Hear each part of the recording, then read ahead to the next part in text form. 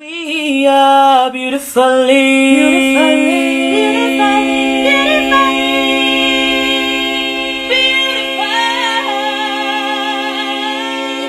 melanated. And welcome to Beautifully Melanated podcast. I'm here with my lovely co-hosts as usual. I'm Karen. I'm Kay. And I'm Sarah. And welcome to the podcast. So tonight, I am going to do a What in the World. And it's quite a kind of short What in the World, but it's something that got me thinking. So I was on YouTube just having a look through, as I always do. And I saw this little miniature documentary on Sky News. It's probably about 17 minutes long. I'm sure you guys can find it if you really, really wanted to. But it was about the cost of living crisis. And I'm really kind of quite careful about what kind of media I consume regarding the cost of living crisis, because I think there's a lot of fear-based stuff out there and I just don't subscribe to it. And I'm aware of the cost of living crisis. It's affecting us all, but I think a lot of it is kind of driven by the press to make things look a bit like poverty porn, they call it, don't they? To make things look worse, so people get a kick off it, and I don't like it. So this one was interesting because there was a lady on there and she had a young daughter. Her daughter must have been maybe about 10, 11. And she was saying that, you know, the heating and the gas electricity was really, really stressing her out and affecting her mental health. And she was saying cost of living crisis is making her feel suicidal. And they were showing a video of her talking. And as she was talking, she was saying, you know, I can't take this. Sometimes I want to end my life. She said, it's all too much. And when she was talking, she was stacking up a wood burner and had a hot drink. And she was chatting away saying, I can't cope with all this. So that was one thing that I thought was kind of slightly odd. Like, I've got a wood burner. I feel so blessed. We saved up for it, myself and my ex-partner, about 6 years ago, and got it. And now it's a godsend. It's amazing. I feel very, very grateful for it. But I found it does cut down your energy bills quite a bit. And it seems strange to me that a lady stacking up a wood burner in a very warm house, and she said, I have no heating in here. I thought, well, that's not really a problem because you have a wood burner. So even if you don't have heating in that living room, you have a wood burner, which you are stacking up and you are sitting in front of with a hot drink. So how is life too much? So that got me thinking, okay, so she probably had mental health issues before the cost of living crisis. So that one thing kind of irks me a little bit, because there's a lot of people out there that don't have a wood burner, that are blooming freezing with their kids. And fair enough, they say this is too much. But someone sitting in front of a nice warm wood burner, putting another log on, saying I can't cope with this. That was odd. Then secondly, it showed her daughter. And her daughter said something like, my main worry in life is my mum and the way she's feeling, or something along those lines. And I just thought, oh my God. One thing I have a real bugbear about is people that overshare with their children, their young children, not their children, not she's 21, the daughter 18, their young children, about how crappy they feel about life or how much they're struggling with things in their head. I think that's so unfair. And the daughter's main worry was concerns about her mum's mental health and how mum was going to cope with this whole cost of living crisis. So the daughter already is in a state of lack. And I just think that's so sad. Really, really sad that she's worrying so much about her mum. It's going to make her worry about her life. So, yeah, it's just those two things, ladies. The wood burner and hot drink didn't match. And then telling her daughter about all her worries bothered me. So I wanted to get you ladies' kind of views on this, because I'm aware I was ill when you did the podcast about the cost of living crisis in your What in the Worlds. So, yeah, what do you think about this, ladies? Does it kind of bother you, the fact that she's sitting next to a warm wood burner grumbling? Or does it bother you about the fact she's told her daughter about how she feels about the cost of living crisis? What do you think, Karen? Well, that's really interesting, right, Sarah, because there are a couple of things I want to say about this. The first thing is, as we know, anxiety happens to us all, right? So it's really, really common, really, really normal. And it's not the situation, it's how we deal with that situation that is really telling. So, for example, I don't have a car currently. something's happened to it and it's just out of action, right? Now, I could throw all my toys out the pram, couldn't I? And be like, woe is me. I can't do this anymore. I just physically, and I thought, honestly, where would that get me? I tried to be really, really pragmatic. I went, okay, car's not working. Who can I call? So I spoke to people at work, and they gave me some numbers. I rang round, got a couple of mechanics, got a few quotes. I called the bus, which was horrific. I called the bus, and I got a lift in. What I'm trying to say is, sometimes life does deal us lemons, doesn't it? Right? And I try to make the best lemonade because that is life. And I have learnt to try to rise above as many things as I possibly can, because if not, I will go under. Now, somebody else in exactly the same situation, right? Their car's not working for whatever reason. They perhaps would have rang in sick and said, I can't, not sick, but they would have called in and said, I can't possibly get to work. I can't pay the excess of the insurance, I can't, whatever. And it could have been a catalyst for, you know, for mental health, or for them to have just, you know, for the mood to really plummet, especially it's winter, it's cold, it's dark. And all these things, I think, play a part. So perhaps for that woman, it could have been the straw that broke her back, right? Couldn't it? It could have been, that could have been the last thing amongst lots of other things that's happened to her. So we don't know her circumstance. But I do think that it's really important for us to try, I call it catastrophizing, where, you know, something happens and where, you know, we can't possibly, just can't cope. And the reason why I try to be a bit more pragmatic and practical and sort of, I don't know, resilient, I suppose, is because that's what I want to teach my children. I want them to understand that in life, things happen, and wherever possible, there's some things you have no control over, but wherever possible, try and see a way through, over, under, around it, as opposed to just giving up. And like I say, this is not to belittle people who really do struggle with mental health, or people who really are, you know, struggling financially. I'm not belittling that. But what I'm saying is, you can have two people in exactly the same situation and they deal with it completely differently. All right. So I don't know why this lady dealt with that situation the way that she did. But yes, my take on that is I always try wherever possible to be practical and positive. The other thing I'd like to say about that is that you talked about her telling her, oversharing with her daughter, right? And I work with lots of students whose parents have just given them too much information. So, for example, there was a mother who was struggling financially, and she dealt with it, unfortunately. Well, she really struggled, let's say that. So she spent a lot of time in bed. She was very, very low in mood. She cried a lot. So that child came into school, was heavily affected by that. It was so impactful on her. And it was just hard for her to see her mum in that position.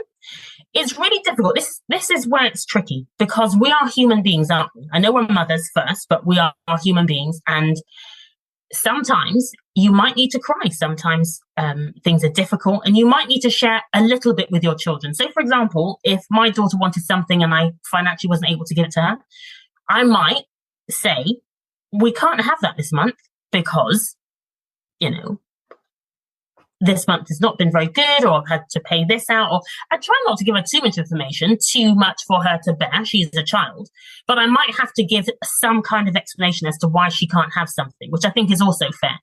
So I think it's really tricky to work out how much is appropriate and how much of it is oversharing. So another thing, for example, I've got, I work with children at school whose parents have separated, and the amount of information that is shared with those children is just too much. And it is so impactful, so negatively impactful sometimes on those children. So I think as adults, we've just got to try to put our own feelings aside sometimes and think about the effects, what we tell our children, the effects that has on them. Is it a burden too heavy for them to carry? And I always try to think, can my children carry this weight I'm about to give them? If I believe that it's too heavy, then that's stuff I need to keep to myself. And the last thing I'd like to say about this is that I think in this country, we don't protest enough. Other countries, fuel goes up, they will be out there in their droves saying, this isn't on. And if we all did that, I think the government would be more inclined to do something about it. But I think we don't protest. We're just so polite. We just kind of go along with whatever they throw at us. And I think it's wrong. That's me ranting. What do you think, Kay? Well, I'm going to go back to front on this, Karen. And yes, I agree with you. People in this country seem wholly committed to suffering and attached to difficulty. It's like they can't bear joy and freedom. And they voted for these politicians that are doing it to them. And she could weep all she wants into her wood burner. She would still vote Boris in tomorrow because he did his best, innit? Rather than a black politician who might have been able to do better for her. They vote in, and I still maintain that a country that has a national anthem that sings about one person is not a progressive country. Jamaica's national anthem, Eternal Father, bless our land, guide us with your mighty hand. Keep us free from evil powers, be our guide through countless hours. What did they sing over here? God save the Queen, God save the King. So the rest of you can go to hell? Is that what you're saying? And they pay for these people to live in lives of unimaginable luxury, worship them, right? So the Queen has multiple castles, which the King has now inherited a $25 billion inheritance, yeah? And you say one word against that family and they will eat you alive. But you're sitting down weeping in your wood burner. I ain't got no sympathy. Freeze. I have no sympathy at all. Because when you had a chance to make it right with this government, you did not. You were the people who voted for Brexit as well. And it was because of racist, lazy policies, the war on immigrants. We want our country back. We're taking our country back. From whom? Who had it? So now you've taken it back and you can't eat and you can't pay for your bills and you want to sit there crying. Listen, dry them tears up, baby. Dry them tears up. It's true, though, Kay, because the same people are saying, I heard somebody yesterday saying, oh, but now I'm worried about strep A as well. Oh, what happens if I get that as well? I just thought, oh, gosh, yeah, just roll over and die, love. You might as well. We had life easy before Brexit being a part of the European Union. And they didn't want that. They wanted their country back from some figment of their imagination. They wanted sovereignty. Like I said, from whom? So, yeah, we're all suffering now. Even us black people who don't like cold. Now we have to suffer because you were stupid and racist. So, look, you have a wood burner and I'm thinking, okay, worst case scenario, Kwasi Kwarteng's budget would have whacked on a few hundred on your mortgage because he lost his damn mind. You still have a wood burner, right? There are people sleeping outside in the snow as it's falling now, minus temperatures. Exactly. And there are homeless people sleeping in shop doorways. Yep. And you're weeping with a cup of tea in your hand. Right. About you can't take it anymore. No, chucking on another log. Right? Mm-hmm. Come on now. Let's respect ourselves. Just no. And what makes me really angry is that she's now burdening her child inappropriately with her adult concerns. This child is not co-parenting with you. She's a child. You don't need to burden your children with your worries. Karen, I hear your point, and you are right. What we forget is children are really smart and they're also resilient. So I remember when my marriage split up and I became a single mom and I had to go on benefits for a little while, things were tough. There were many times it was just a light bulb in the fridge, but we never went hungry, ever. So the fridge wasn't ram out till the door is falling off. But we were never hungry. And we lived somewhere. And I still drove a car. And so when my children would say, oh, I wish we could go on holiday. I wish we could go to this place. All my friends are going, blah, blah, blah. And I say, I wish I could do that too, but I can't right now. What I didn't do is sit there and whine with them about how difficult this is, because I'm the adult. If I'm the adult and I'm struggling it, what am I expecting a 10-year-old to do? What is a 10-year-old going to do with that information if I'm the adult and I'm not managing? So I didn't lie to my children. I said, yeah, things are tight right now, but they will get better, and get better they did. If you ever watched the film The Pursuit of Happiness, where Will Smith, when he is homeless and he had to spend the night in the train station. Right, Sarah? Look how he did that. Sleeping in the toilet, wasn't it? Sleeping in the toilet. Yeah. Sleeping in the toilet, but made it a magical adventure rather than woe is me. I think Black people don't really, and it's a true story. Yeah. We don't have the luxury of woe is me. So I don't have sympathy for those who sit and cry, but when they have opportunities to change things, they don't.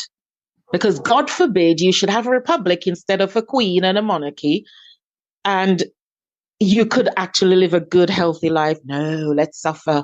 Got to have something to complain and moan about. But it's also this country, its benefits. So I was speaking to someone this weekend, very close to me, that, his family do not come from this country. And that he's like, there's just in his country, there's just no choice. There's no benefits. So you best work. That's it. You've got to find something. You've got to eat, you know? Exactly. So there's no moaning about any of that. It's a fact. No time to moan. Make the money, or you die. You and your children starve. Thank you very much. It's the same in Jamaica. Does our prime minister care how many children you want to have? No. Does he care if they eat? No. You had them. You must know how you're going to feed them. And this is why, Karen, we will take to the street and burn things down, because when the government go too far. Same people shuffling to get anyway. To get what the benefit. The people that come out in their pajamas and slippers and go off to get 20 cigarettes. It's those same people with the black teeth saying, I've got no money to live. Those people. That's all. But they're dogs. With their dogs.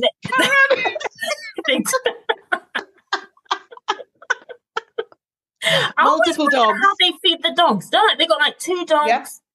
I think, how did you? And your lady had 5 dogs, 5 Doberman she had, and she'd never worked a day in her life. Wow. No, I'm not saying we can't have nice things because we're poor. I'm not saying that. If you want a pet, have a pet.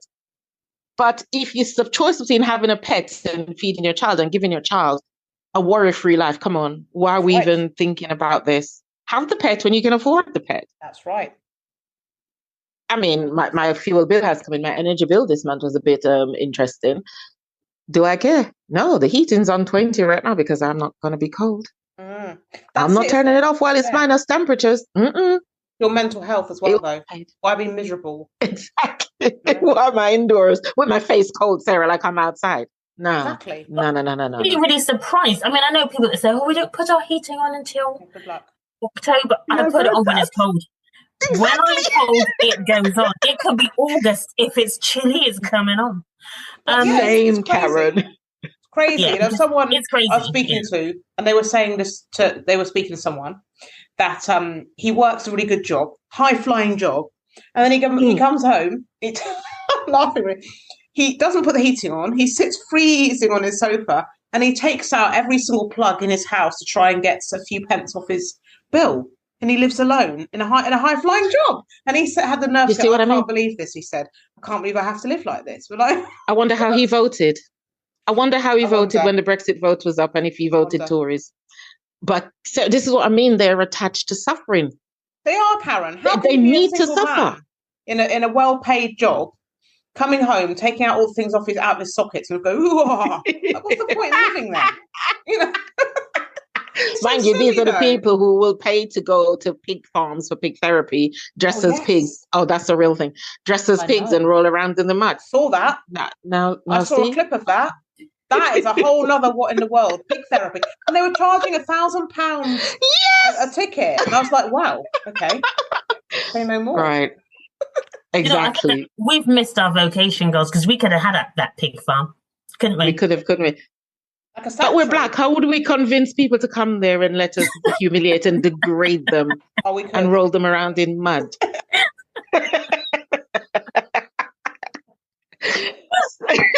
So Sarah, yeah, I'm not sorry for her. I feel sorry for the homeless people who are outside in this degree weather. 100%. Me too. I do as well. Yeah, Yeah, 100%. Hey, I do, because they're unlike her next to her wood burner, putting another log on and saying exactly. life is so hard, and And then always tormenting her sleeping in the child. doorway. Yeah, Exactly. And like I said, those who voted Conservative and voted against and voted for Brexit should suffer. They should be very, very cold. Oh, that's harsh. No, they should be cold and hungry. gosh. I'm not in a forgiving mood. This is how I'm ending the year, Karen.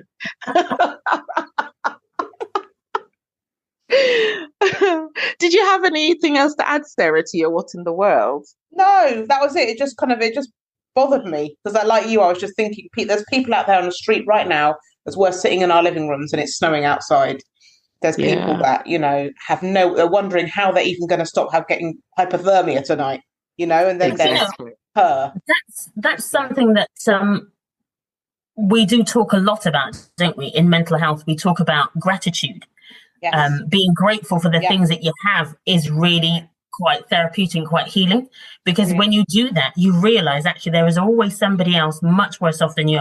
I walked down the high street this afternoon, and I saw, blankets on the floor of doorways of shops. And I just thought of all those people who don't have a home, who don't have warmth, who don't have a bed tonight, and it is freezing.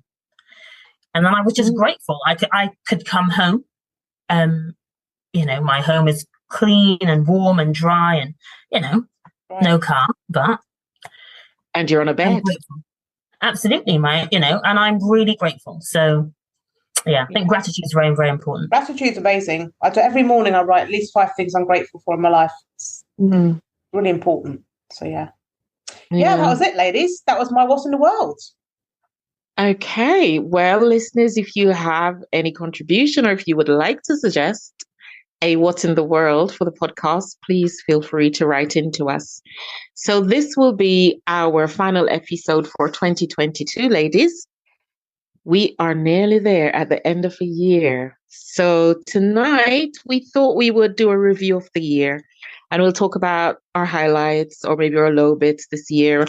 And of course, this being our first year of podcasting, we will reflect on that as well. So here we go. So who would like to lead us off?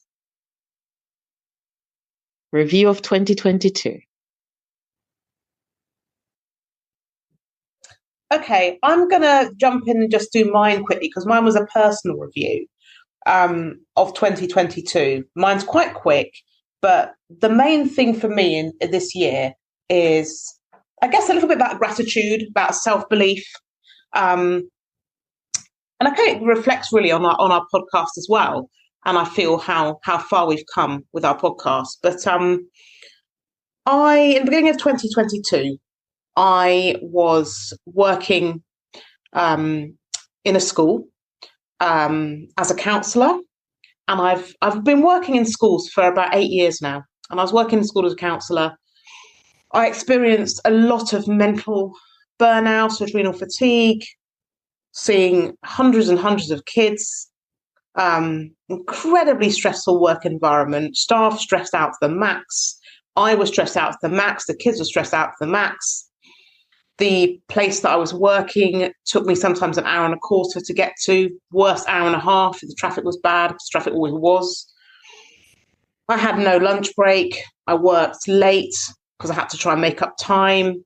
I wasn't supported. And it got to me in the end, and it started really affecting my mental health. So I had wanted to do some self-employed work and build up my private practice for about 3 years now. And I wanted to take the jump and go and kind of work for myself. But I didn't want to do that full time because I didn't know how it would go. So I ended up, the luck would have it actually, through somebody that was supporting my work, found an opening for me to work at a foster agency. So amazingly enough, I got that role and it's absolutely fantastic. And that enabled me to do that for a couple of days a week, and then also to do my self-employed private practice work for 3 days a week. And wow, it honestly has changed my goddamn life. It really, really has. It's strange because where I was working previously, I'll be real, I was not really respected. And not by students, I don't care about that. Students, there to be helped, but I mean by other fellow staff members. And I was burnt out and unhappy. And to be honest with you, I think if I kept up those stress levels for the foreseeable future, it could have affected my physical health, something like cancer or something. Really, it was so stressful every single day. In the end, I felt like I would rather work for Amazon Flex than go back into that school. It got to that. So when I made that jump, which was massive for me, because I thought, hang on a minute, even though I'll be working at the foster agency, what happens if I don't have any private practice clients? I'm going to not be able to afford, I'm a single parent, so not be able to afford my mortgage, my bills, food for my daughter, all that stuff. And when I made that leap, I've made more money than I ever made at that school. So I was like, why, what the hell was I thinking? So for me, a lot of 2022 has been about self-belief and making that leap, because I felt like where I was before at the school, I felt like a hamster in a wheel and I couldn't stop. And I was burnt out and unhappy and I wasn't having enough time with my daughter. And I stood back one day and I thought, you know what? My daughter's going to be 10 next year.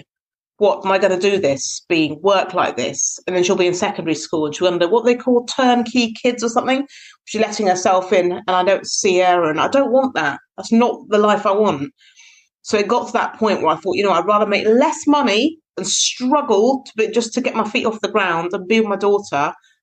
But I was so nervous about taking that leap. And when I did take that leap and it paid off, it was amazing. Also, it changed my life. So in reflection, I'd say to anyone considering doing something they're passionate about, do it, or just do it. Seriously, do it, because life is too short and you don't want to turn around when you're like 75, 80, worked in a job that stressed you out for like 30 years or something.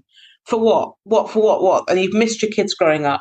So what have you actually gained out of that? Nothing.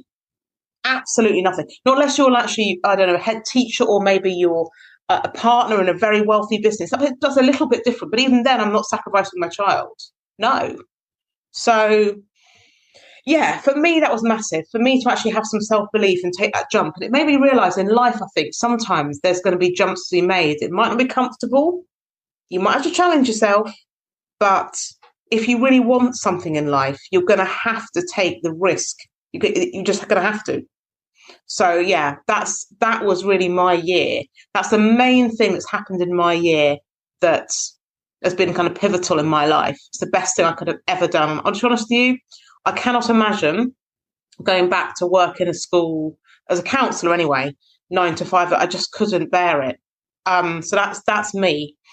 As for the podcast, amazing. I mean, I remember when all three of us were talking about starting this up, and we had these conversations on WhatsApp and should we start it up and going back and forth. I'm so glad we did, ladies, because I love doing it. I think it comes to us so naturally, and we can share our thoughts and our ideas and passions with the world. So, yeah, my main things this year have just been take the risk, do it anyway, carry on working on yourself, have gratitude for what you do have, and also plan for what you want in your future. That's another thing I do, is I kind of plan for, and if it's like it's a gym membership I want to join, and I put it out there with certain kind of girlfriends. Shouldn't I? Oh my God, it's £50 a month, whatever. But it has a pool, it's got a steam room, it's got a sauna, it's got everything I always love at the gym.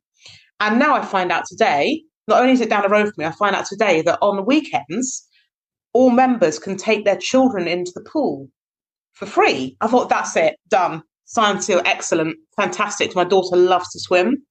So the kids can go in the jacuzzi and the kids can go in the pool with the adults, and that's brilliant. So, yeah, so just surrounding myself also with positive people, because another thing about that school is people are quite negative, and I can't be around people that are negative. We all have our downtimes. We all have difficult stuff happens in life, but I can't be around people that think the world is a grey mess of negativity and nothing good will ever come of it. I just can't surround myself with those types of people. So yeah, that's really all I have to say, ladies. It's been an amazing year, and thank you for doing a podcast. And yeah, who would like to go next?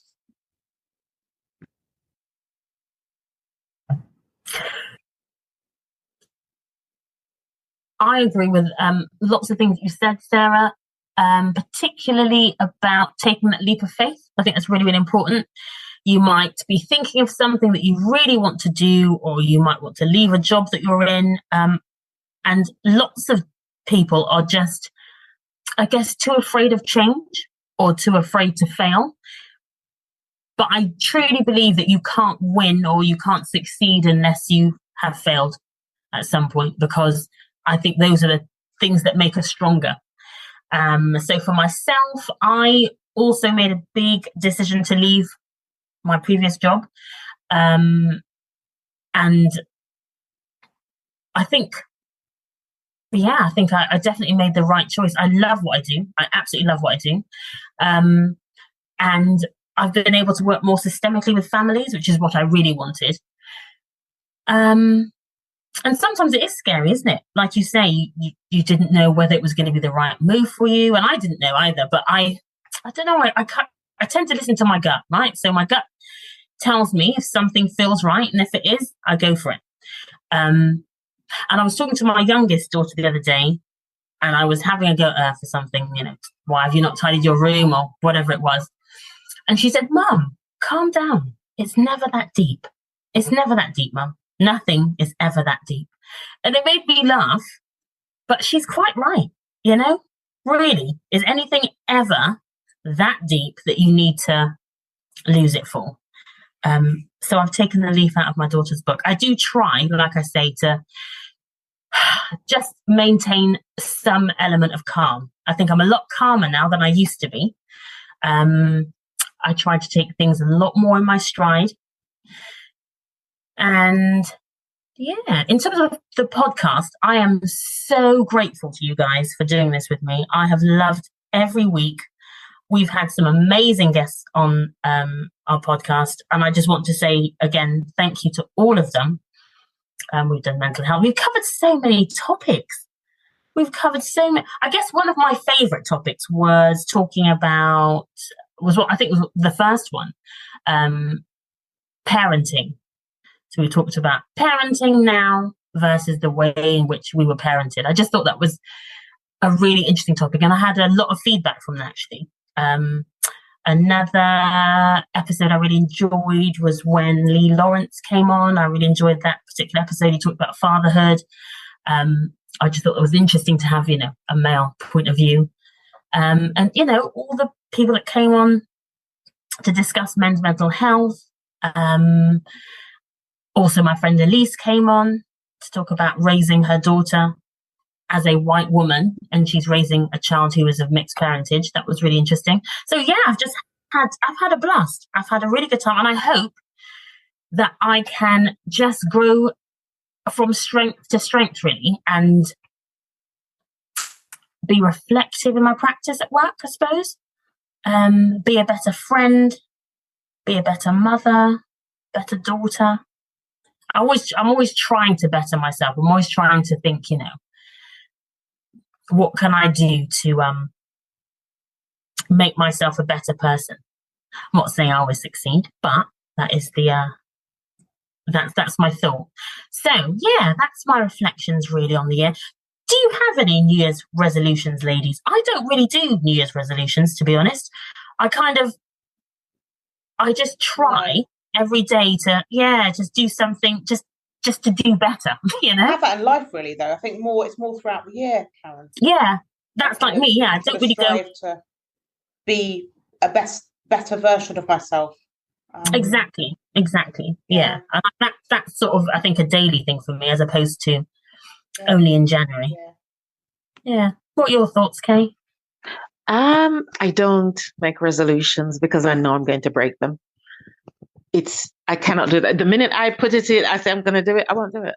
I don't know. There's a little rebel in me that just does not want to be told what to do. So no, I don't make resolutions. I'm more a vision board kind of person.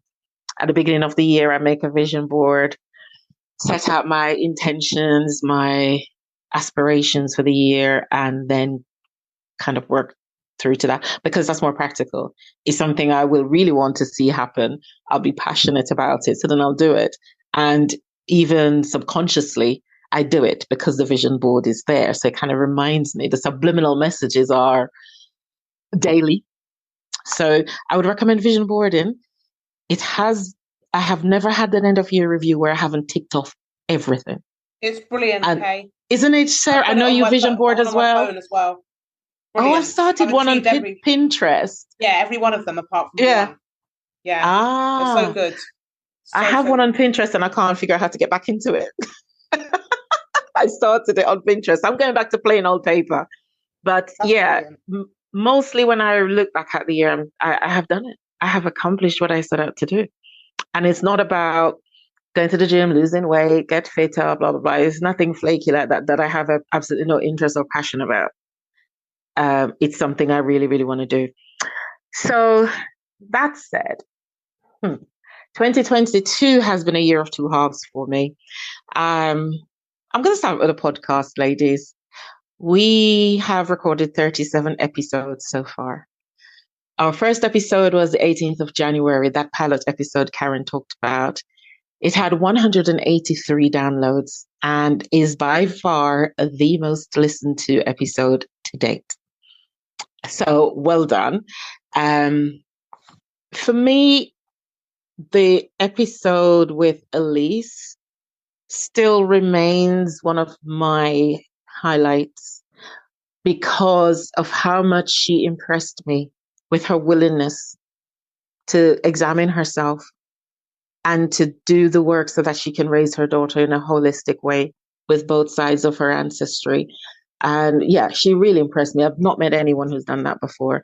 The episodes with the men were absolutely delightful.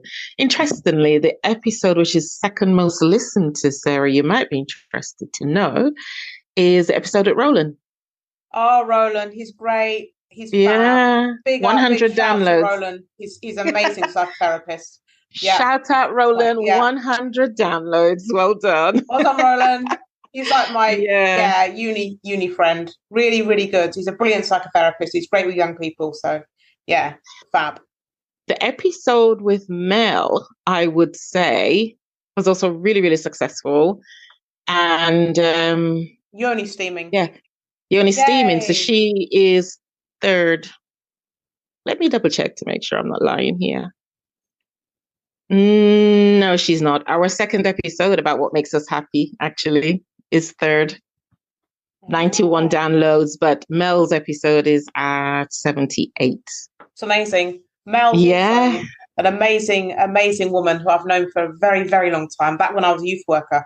She's she's a really interesting woman, and she's got a great business there. So if you haven't shopped for your yoni herbs yet, get your vag a Christmas present. That's it. Yes, make your lady garden happy for Christmas. Merry Christmas to her. I mean, I have loved recording these episodes, and in fact, probably the podcast saved me in the second half of the year. My commitment to it, but also what it brought to my life. Listenership seems to have leveled off a bit, and certainly feedback has. I don't know if people think we don't want to hear from them anymore, but we absolutely do. We have loved your feedback, so please do continue to send those in. So in terms of podcasting, I would say this is a success. Would you agree? Absolutely. Definitely. Absolutely. And do you know what I've loved as well? I've loved the fact that I'm quite a creative person. And I felt as if I'd lost my creativity, because I guess I can be creative in my work, but this has really given me a new lease of life. It's allowed me to explore different topics and to discuss interesting topics with both of you. And that's really, really brought so much into my life, a bit like what you've just said, Kay. So I've loved every moment of it. I really have. Yeah. Aaliyah, I'm going to ask to do us a little Instagram post with the YouTube statistics in terms of engagement. She's working now. She hasn't got a lot of time anymore to upload the episodes, but we've had really good engagement in terms of our YouTube channel, which we've just launched as well. So, yep, we're doing all right. Oh, by the way, there was another episode I just wanted to mention quickly. So we talked about domestic violence. Mm-hmm. It was actually quite a heavy topic, actually, but someone messaged me to say how grateful they were that we'd shared our experiences because it really helped them. And I thought, actually, you know, if it's helped one person, then that's amazing, isn't it? So, yeah, just wanted to share that. That episode was the 15th of May. If you want to quickly go to Spotify, that was episode 15. Yeah, and I think we will probably not know for years to come, if at all, what seeds we have sown. Absolutely, yeah. And how it grows and matures. We're all passionate about good mental health. So going forward, we do have some plans, which we'll tell you about later, for taking the podcast forward into 2023. So my year in review, first off, the year was pretty good. It was good. I remember saying to Sarah, either December last year or January, I'm going to really, really deep dive into my spirituality. And I didn't know what that exactly would look like. But I've landed on two main anchor points, which is astrology and tarot. And Karen, I remember one episode you asked, it was the episode I recorded at your house, actually. And you're like, well, what does it mean? So now I have an answer for you because I have deep dived into astrology. I've had my chart read. I've had my chart rectified because I didn't know my birth time. So here's the basics. It gets very spiritual. Bear with. Your birth chart is a snapshot of the sky the moment you took your first breath. It marks your arrival here on Earth. So it's like your celestial blueprint. And what I was saying to you is popular astrology focuses on the sun sign, right? So everybody can tell you what sun sign they are. But there are three parts to it. There's your sun sign, there's your moon sign, and then there's your ascendant or your rising sign. So those three work together. So knowing your sun sign is actually one very small part of it.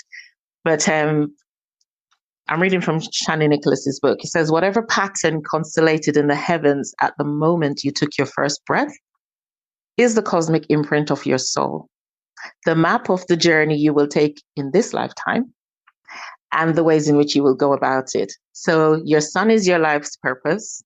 Your moon is your physical and emotional needs. And your ascendant or your rising side is your motivation for living and the direction that your life is steered in. So before I even got my chart read, I had downloaded the Shani app where you can put in your birth date, where you were born, blah, blah, and you get a chart. But without your birth time, it's not terribly accurate. It's okay, but it's not great. And so I used to get weekly readings for my sun sign, which is Sagittarius. And round about May time, my reading, it was the middle of May. I remember it so specifically because it really puzzled me. The week ahead, reading said, whatever you were doing in 2008 is going to happen again. It's the same planetary alignment. And I thought, it wasn't a great year, but I wasn't doing anything in particular. And for the whole week, that was the reading, that it is going to get difficult, that think about what I was doing in 2008 and prep myself for what is about to come because it's going to repeat. And I thought, I was studying. I was in my second year of my counseling training. My sister died that year. And I thought, I got annoyed. I thought, why do you keep saying this?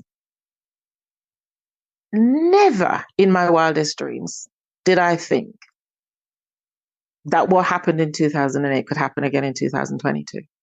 And so I let it go. In fact, I actually canceled my subscription to the app. I remember thinking, this is just making me anxious and nervous. I don't want to know. Let it go. And then 5th of June, my world spun off its axis because my brother died suddenly in the second year of my master's. And I thought, oh my God, that's what the astrology was saying. It was giving me a heads up. So I resubscribed.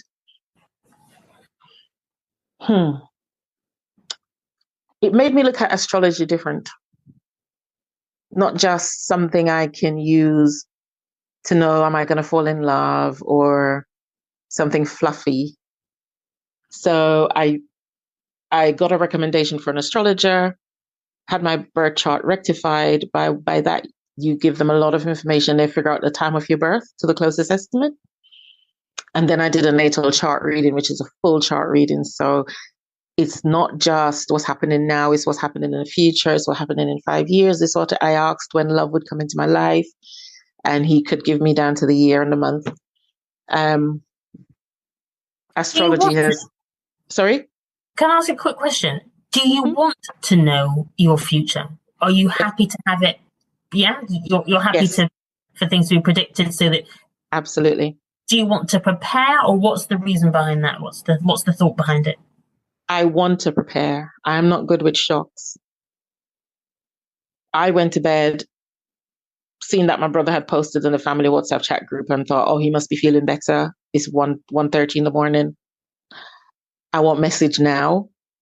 And then I woke up and he was dead. And I'm still not over the shock. I've had post-traumatic stress since then. Even last night, I had another nightmare about the funeral. That's what's changed the second half of my year, because I couldn't function. When I say my world spun off its axis, it spun off its axis. That's my second sibling to die. And I did get a warning, but I didn't take it. Because at the time I wasn't convinced, I suppose. What would you have done differently if you panicked? had...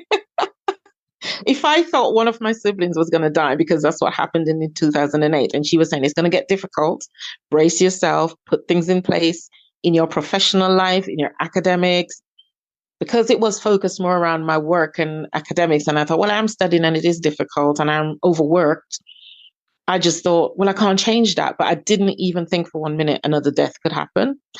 Had I thought it, I would have panicked, but I would have talked to my siblings.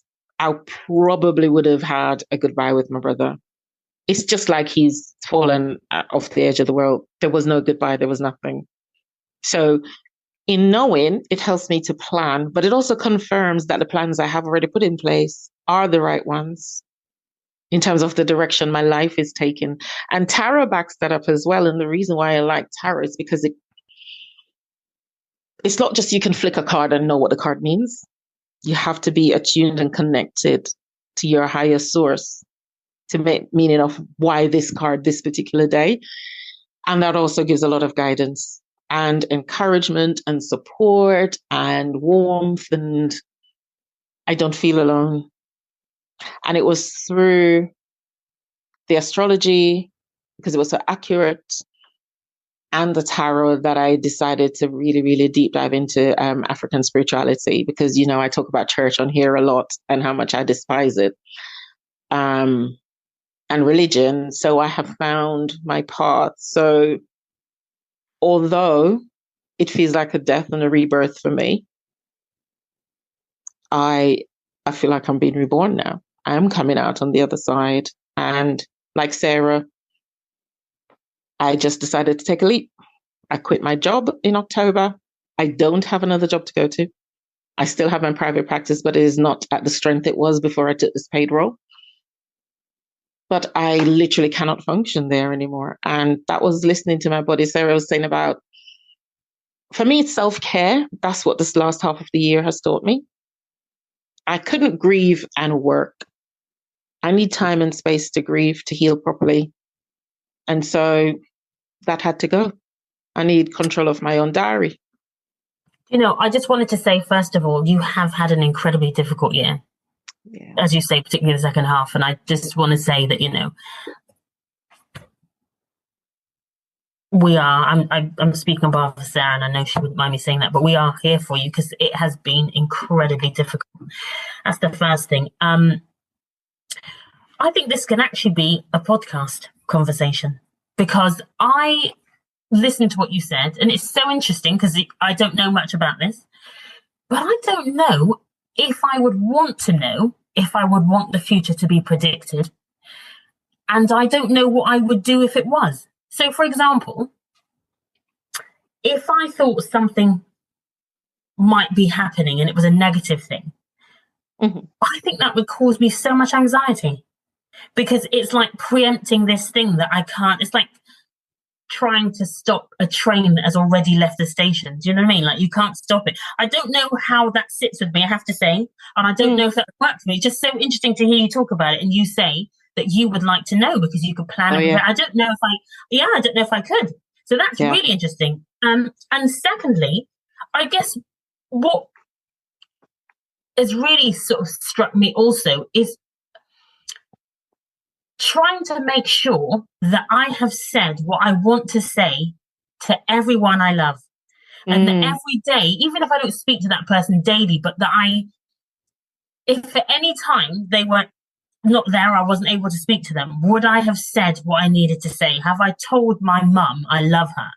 Have I told my children enough times that I love them? I mean, you know, I'm making it sound flippant. I don't mean that, but, you know, making peace with myself and everyone around me. So how do I try to think, how do I do that in my daily? How do I do that day to day?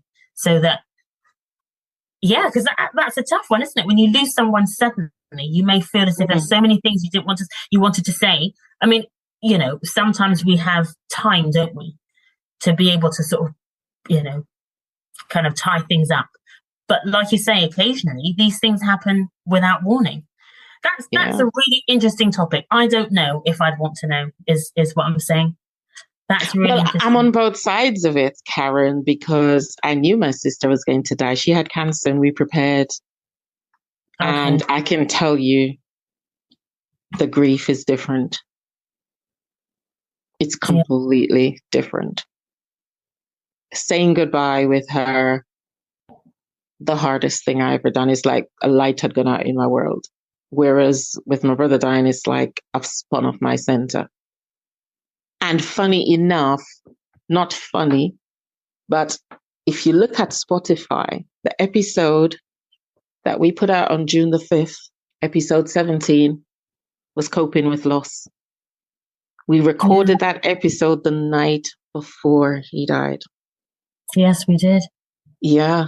And it's the shock. I know it sounds weird, but I actually didn't think he could die. It was even a thing because he wasn't sick and he was the healthiest of all of us and he felt unwell for a few days and I didn't think it would end like this. So having been on both sides, I want to be prepared. And astrology and tarot is a guide, you know, it doesn't predict in the way you're thinking. It's more of a guide. So like last week when there was retrogrades happening and conjuncts where two planets were in the same sign, it was more of a, be careful what you say, your words matter. You're going to be tested. It's going to be a lot of tense and blah, blah. So it's more like that. It's more of a guidance. You can incorporate it in your practice, in your spiritual practice. Yeah. I mean, to be fair, I don't think it is something that can predict anything. That's not really, that wouldn't be true, would it? But what I meant was, because you said that there was a kind of pre-warning that you might lose someone again, or that the same thing that happened in that year would repeat itself. I think that's what I'm talking about, is that if you could know, and you can't, because like you say, tarot's not that, it's not a prediction, but if you could know, would you want to? And what I'm saying is, I don't think I would. And I know that, and I know what you're saying, at least you can prepare, because when my dad was poorly, he was he had cancer, and we could prepare because it gave us a few weeks or whatever. And I guess it would have been different had I just heard one day suddenly that my dad just wasn't here anymore. Yeah, I guess it would be, but I don't know. I just wonder if it would make me anxious, is what I'm trying to say. I guess I tend to live my life not knowing, going through life doing the best I can, and letting whatever will be. Karen, Does that make don't you think sometimes, have you ever had a situation where you have a very strong feeling to do one thing and you've gone against it and you've realised that you were actually being shown the right way to go by, I don't know, God, higher power, whatever source, whatever.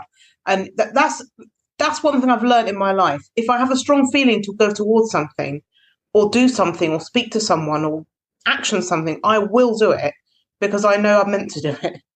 So, yeah, it's, I guess, what Kay, is kind of saying a bit more. It's a guide to what may be going on in your life at that kind of time. Now, I don't know that much about astrology. I find it very interesting what I do know. I would like to get my birth chart done.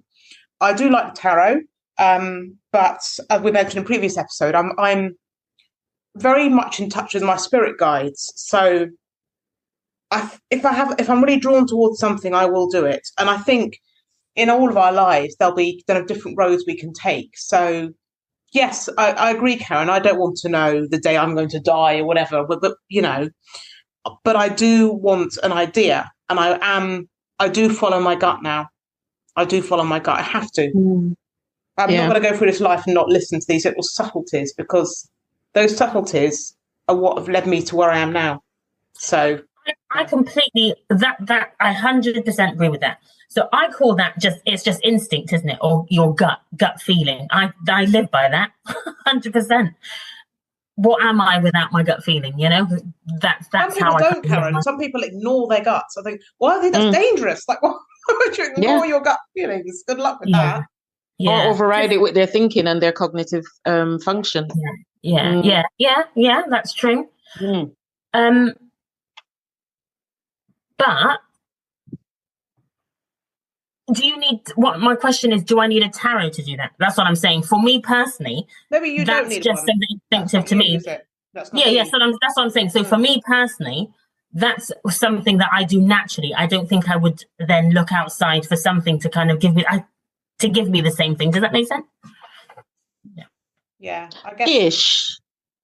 Sorry, Sarah, go ahead. No, sorry, Kate. No, I just think I think we had a discussion in another episode. We're all so different. Like where I was talking about my spirituality and my kind of journey through my whole life when I was a kid, seeing things running across the field, like not schizophrenia people, you know what I mean? But having spirit guides, kind of having ancestors and kind of leaning on those things and really coming into my own with my spirituality as I've got older, massively, and following that path and it being healing and it being helpful.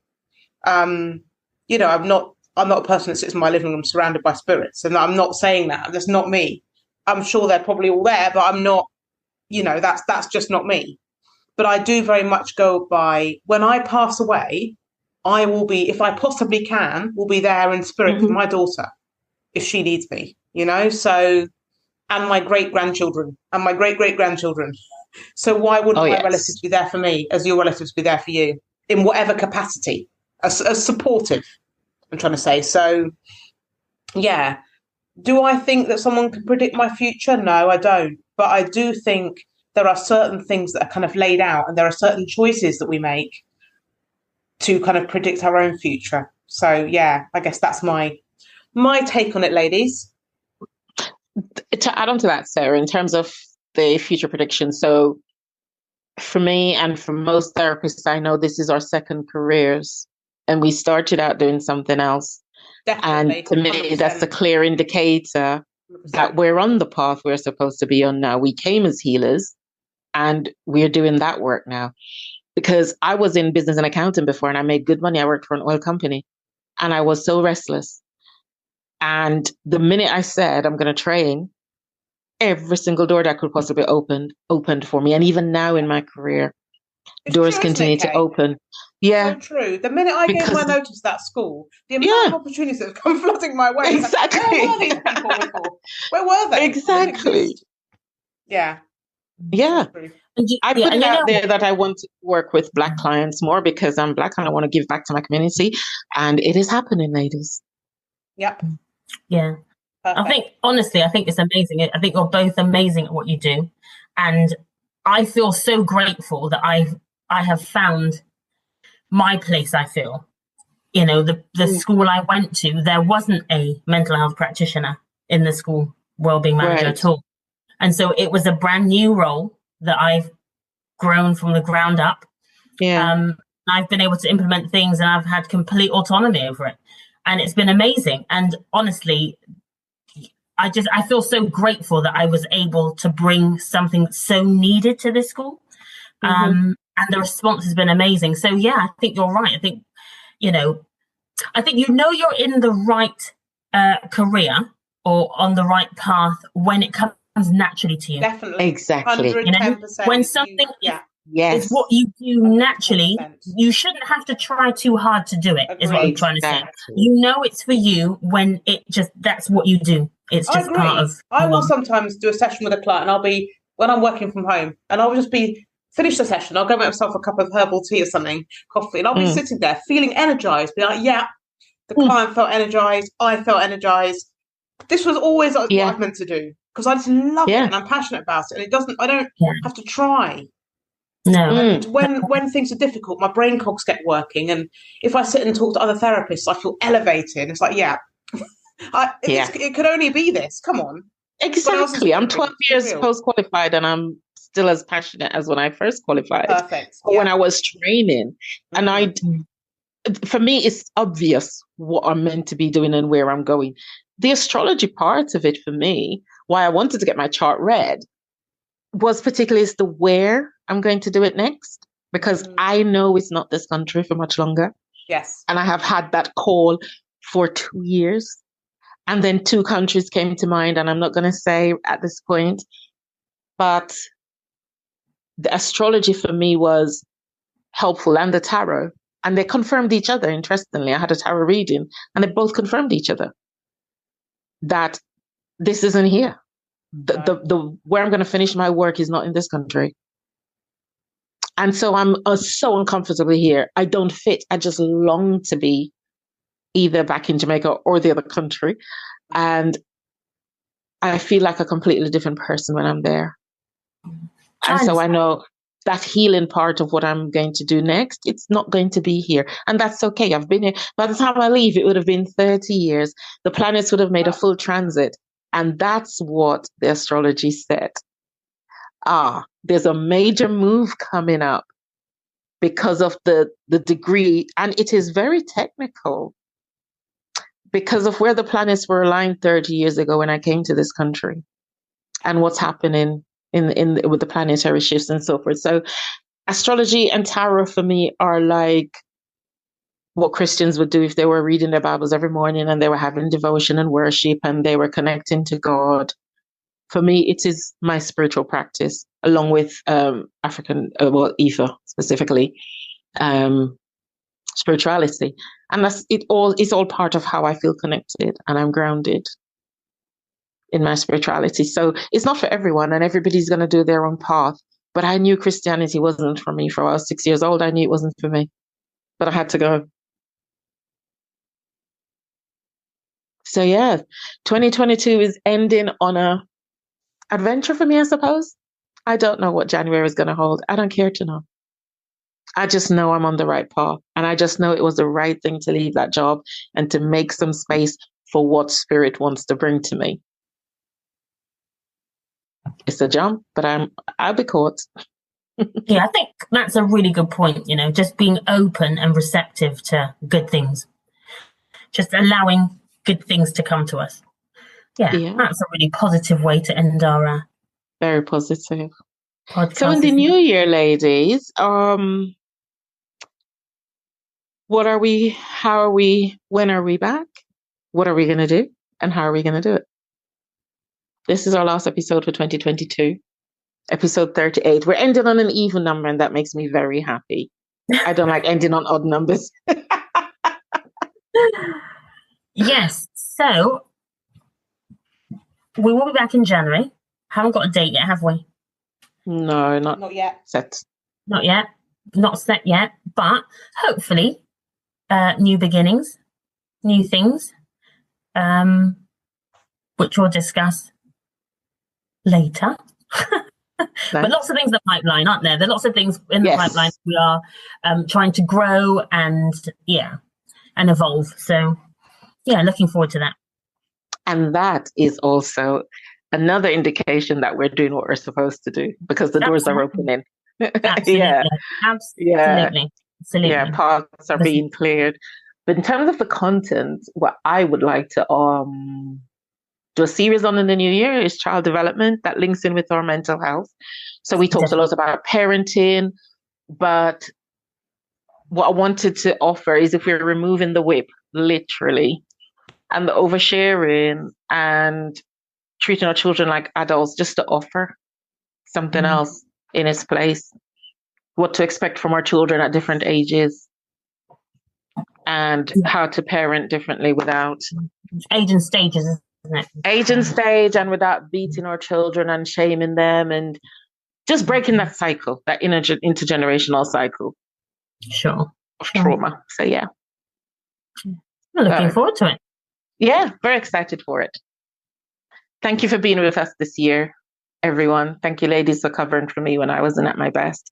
Like I said, coming back to podcasting really kept a light on in the darkness for me. Thank you. Yeah, thanks, guys. And all the listeners, thank you so much. Thank you so much for listening. Thank you so much for downloading. Thank you so much for sharing and following us. We've got a lot of exciting things coming in the new year, which we shall tell you about soon. But I, for one, wanted to wish everyone a really, I won't say happy Christmas, it's so cliche, but a peaceful Christmas and a balanced Christmas, and a time, hopefully, for you guys to see some friends and family. So that's what I wish, and Happy New Year for 2023 as well. I know. Yes. Oh my gosh, Sarah. Yeah. Happy New Year. Goodness. Seems really premature, isn't it? But yeah. It's coming. God. This year's really caught me out. I've just been so not ready. I think the year has just flown by for me. I feel so ill prepared. But anyway, I wish all the listeners a well-deserved break, basically. And I hope that you have everything that you need. We may not always have what we want, but I hope that you have what you need. I look forward to seeing you ladies again, and for the listeners to be tuned back in with us in the new year. May it be a prosperous one. Yeah.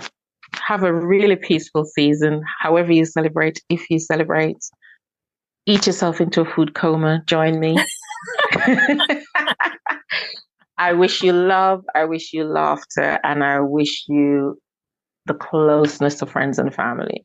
Karen, you asked, do we tell our people we love them enough? Yeah. Not so much by our words, but by how we love them. Yeah. They'll know. Definitely. So, yeah. Happy season. Happy holidays. See you in the new year. Yes. Bye. So on the count of 3, Merry Christmas? Yep. 1, 2, 3. Merry Christmas. We are beautifully